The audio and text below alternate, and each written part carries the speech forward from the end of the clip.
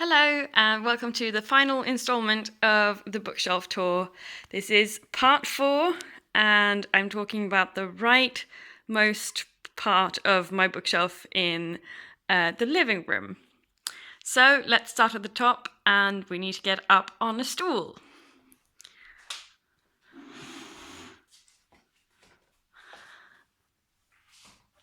At the very top we have my biggest spider plant and the plant that my cat eyes the hungriest.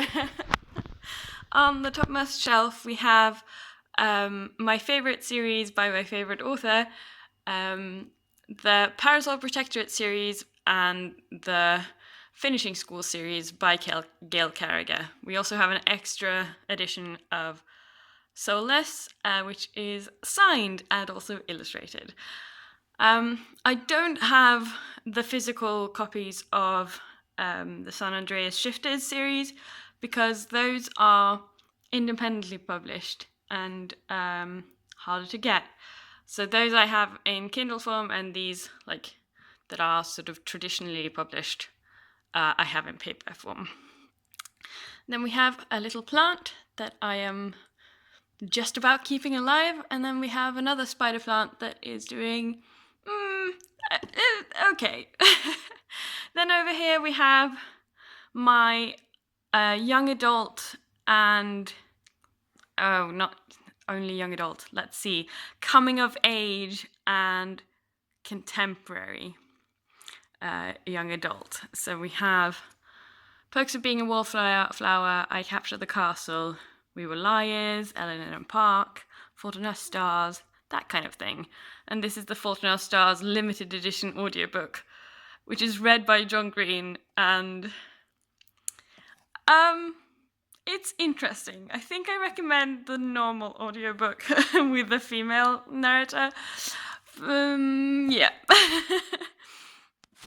Next one down, we have, let's see, we have this a plant called an elephant foot in Norwegian, and it is growing quite well, actually. And then we have my little nest with stones in, nest with eggs, which I keep up here. And then these are my romance books, and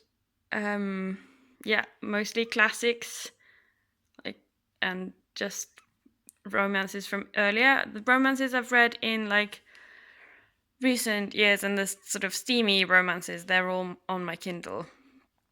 And over here we have some more romances. So we have Pride and Prejudice. This is the Lizzie Bennet Diaries edition, but it's the classic text. And then we have Jane Eyre. And then we have the Simon Stranger book that I read in the readathon this summer, Vevene hendelser vi kaller verden, which ties into this section, which is books set in Asia and Australia and Africa. So just books set not in Europe, I guess you could say. Not in Europe or the US. My collection is very small. Please let me know if there are any very good books set in Asia or Africa, or Australia for that matter, that you recommend. Next down is a picture of my grandparents' house before we sold it, and there were lots of houses built around it. And then we have my Anne McCaffrey books. So these are all Pern books. The initial trilogy, and then this is the Dragon Song, Dragon Singer trilogy, and then Master Harper of Pern. And then we have On Dragon Wings, which is an omnibus of 3 different books. And this is definitely a pruned Anne McCaffrey collection. I remember having some more books, and I still wish for the one that's called Chronicles of Pern First Fall, I think. I've definitely read more Pern books, but I've read them from the library, and now I don't remember which stories were in which books because they all, like the titles all sound very similar. But that's very much a me problem. Next we have Prairie of the Orange Tree by Samantha Shannon, which I loved, and Queen of Coin and Whispers. And I guess this is all medieval fantasy-ish, except these are slightly sci-fi-y, but like all of these are definitely, like they definitely feel like medieval fantasy. So this is my medieval fantasy type book area, and yeah, I very much think of these in like the same breath now, because this both have women loving women main romance, or like a romance, and they are definitely medieval types of fantasy, and there's court intrigue. Like the first 100 pages of this has a lot of court intrigue, and this one is all court intrigue. And then we have my Patrick Rothfuss collection, the two first books in the Kingkiller Chronicles and The Slow Regard of Silent Things. I'm looking forward to the last book, but also I don't really like the main character of the Kingkiller Chronicles, so I will read it, but yeah. Then we have the Chronicles of Narnia, all 7 books, and The Hobbit and The Lord of the Rings. And then next we have, I guess you could call this urban fantasy, maybe? Urban fantasy and experimental fiction, I guess, maybe? So we have Monster Calls, Emperor of the Eight Islands, the only Twilight-inspired, Twilight-ish book that I've kept. And then this is kind of a dystopian-ish. I guess I've just grouped them by feeling. I don't know. We have Good Omens and Nation, and the Miss Peregrine trilogy, and the Bone Season series that is not done yet, and I am waiting for the next one. And we also have the Starless Sea. And over here is where my currently reading and my Kindle. This is my Kindle with its beautiful cover. It's a flying whale. Reminds me a lot of The Hitchhiker's Guide to the Galaxy, but also Stardust and other nice books. And then this is my journal with its yellow leather cover. And my pencil case also lives here, in this little corner. And then in the next down we have my Terry Pratchett collection, which is relatively new. I bought all of these in one go, as well as the 2 I have on my TBR, because I really like this edition of them. Especially the Hogfather cover is amazing. Yeah, I'm just enjoying having these on my shelf. And I haven't really owned any Terry Pratchett books that I've owned 2 or something. And I am sad to say that I'm not really a fan of the covers, the original covers. They're a bit too messy for me, so these fit my aesthetic much better.